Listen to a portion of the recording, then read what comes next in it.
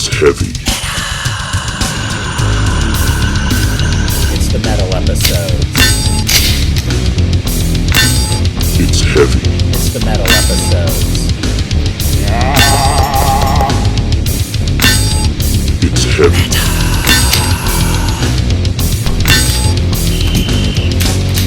Alright, so Sunday, I did get the extended firing pin in from Dawson Precision. Skip ahead if I'm talking too much, okay? But I went ahead last episode, I didn't have this yet. So last episode I replaced the OEM, or the lightened mainspring, back with the OEM one. So here's your mainspring. This is what runs back in here. Alright, and this is empty. So right now, with the hammer back, this thing is compressed. See, when I pull the trigger, it's uncompressed. So for the folks that don't know this, when I set my gun out and they tuned it and everything, they put a lightened mainspring in. So the light mainspring settled in a little bit, and I've shot about 3,000 rounds since then with no problems. And all of a sudden, light primer strikes. What happens is Prodigy, Springfield, puts the titanium firing pin in. That's what this is. All right, it's lighter. Reason they do that is because there was an issue before where people would drop their gun 4 or 5 feet and it would land on the muzzle flat, and it would cause just enough weight for the firing pin to drop forward and a round would go off. So they made these lighter so that wouldn't happen. So to fix the issue with the light primer strike, you have to put a steel one back in, or go back to your OEM. But I like the way this functions and the way it feels with the lighter. A lot of people change these out. So I'm going to run it that way if I can. If this does not fix the issue, then I'll put the OEM one back in and just have to get used to shooting it like that again, because it's totally different. It's a big dramatic difference with recoil. I don't know. I mean, it is on the way back. So when you fire, it has to. Your slide is having it's more weight on the slide to go back. All right. So that's what I was feeling last episode. I could feel that, and I felt it right away when I shot paper. I was like 1, 2, 3, 4, 5. It was real slow, and I was like, wow, man, I had a hard time. So, I mean, I could get through that, but for now, we're going to shoot today with the lightened spring in and the extended steel firing pin from Dawson Precision. I still don't have the heavy-duty extra power spring for the firing pin though. That's coming in tomorrow. I don't think that's for making it so it helps with light primer strike. I think that extra power one is so if you drop your gun, that extended firing pin doesn't cause that problem. They're talking about rounds go off. So I might want to put that in, which I will, when it comes in. So with that said, we're gonna shoot just like we normally do. I'm gonna shoot paper in the beginning, do some 5-shot drills, magazine swap, go to a 25-yarder, on the move, that kind of thing, and we'll see how that goes. So I'll see you out on the range.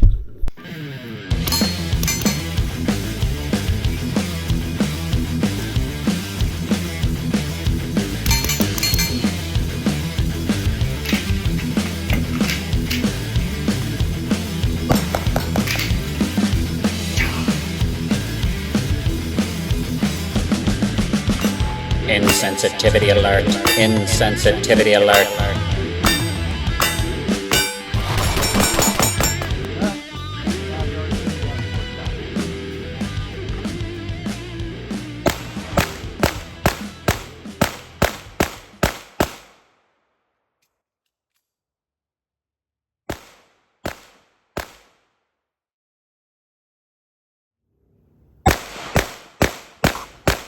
I missed one.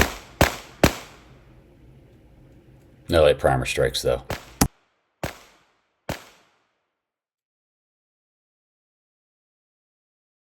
5-yard mag swap.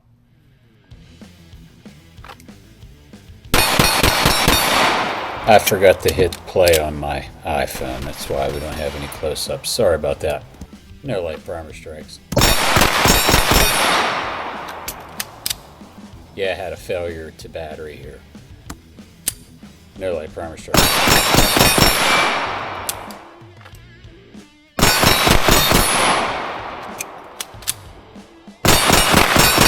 All right. No light here primer we are, we're at strikes. 25 yards.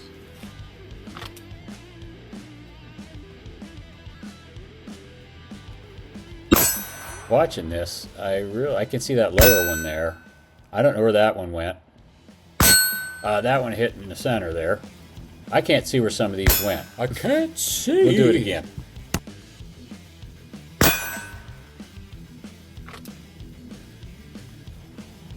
I'm glad we did it again.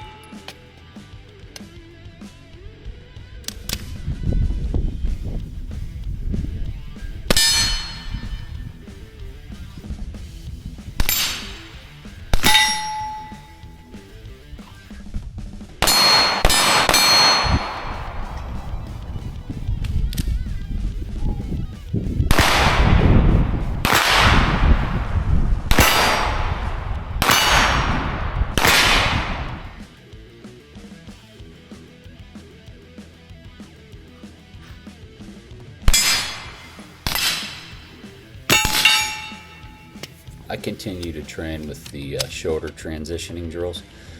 It's starting to get better, but I got some work to do.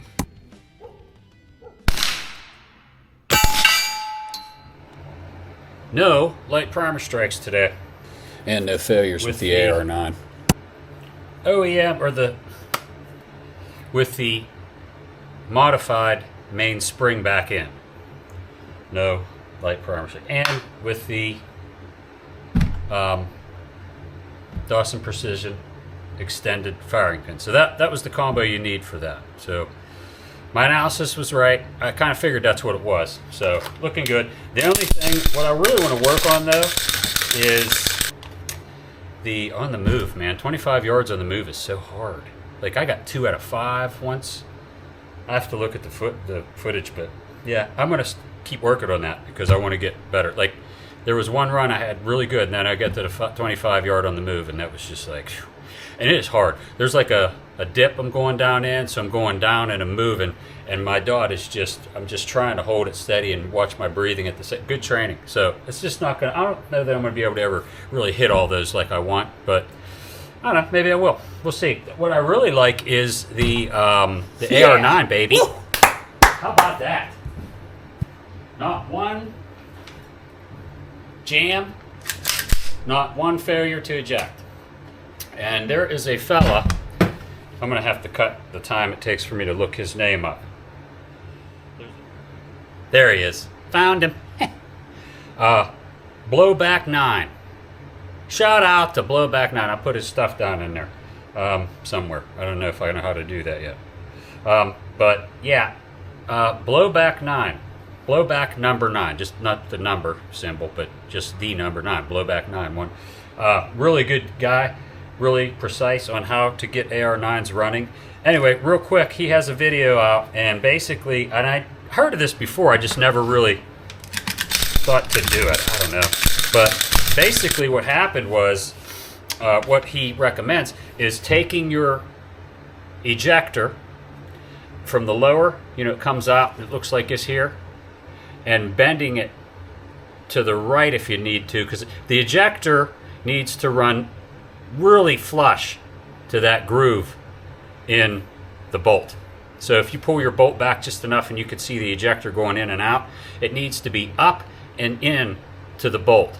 And you want it so it's not touching it, so it's not causing the bolt to malfunction and ride on it and scrape, but just right there.